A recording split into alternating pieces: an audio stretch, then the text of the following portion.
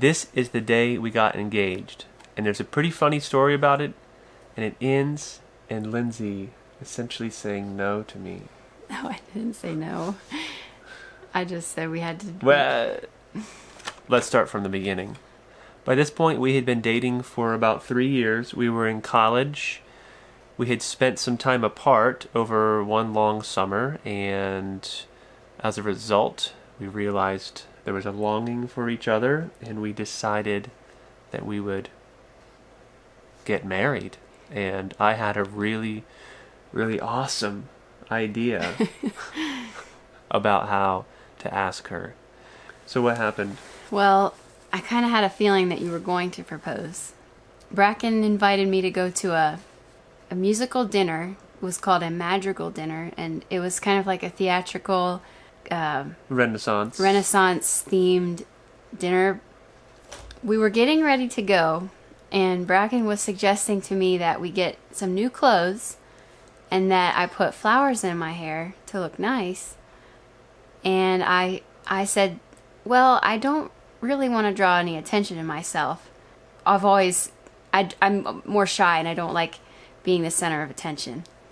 We'd been dating 3 years. I knew she was quiet and subdued, and this is like one of those wake-up call moments because I had planned with the director of the dinner to have her ring delivered to her by the Renaissance king. So it was woven into the story of the night, and I was completely oblivious. And so when we were on our way there, and Brackin said, let's stop and get some flowers. So we stopped at the grocery store, and he went in, picked out a bouquet, got in the car and threw it in the back seat. Didn't even give it to me or anything. And then we got there, and Brackin was really nervous. I could tell he just was more quiet than usual. He seemed a little clammy or something. And I was really relaxed. I was thinking surely he wouldn't do anything like a public proposal. He knows me better than that. If you don't know what a madrigal dinner is, there's a king and a queen and peasants and waifs and servants, and they're all dressed up in their costumes, and they sing songs and dance. And during dessert, the king said, "Bring out the figgy pudding." So they sang this whole song about bringing out the figgy pudding. And he said, What you find under your dish will foretell your future. He said, if you find a coin under your bowl, then you are sure to be rich. If you find a thimble, then you're sure to be poor.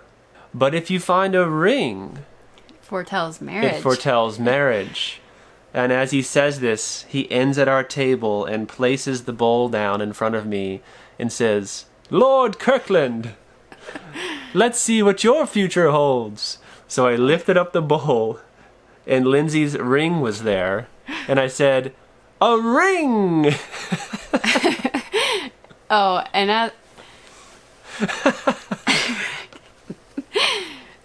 my heart sank. I was so mortified. All I could think about was how embarrassed I was. It was pretty embarrassing. It was, but I might be able to handle something like that now a little better. So I got down on my knee, and I said, "Lindsay, will you marry me?"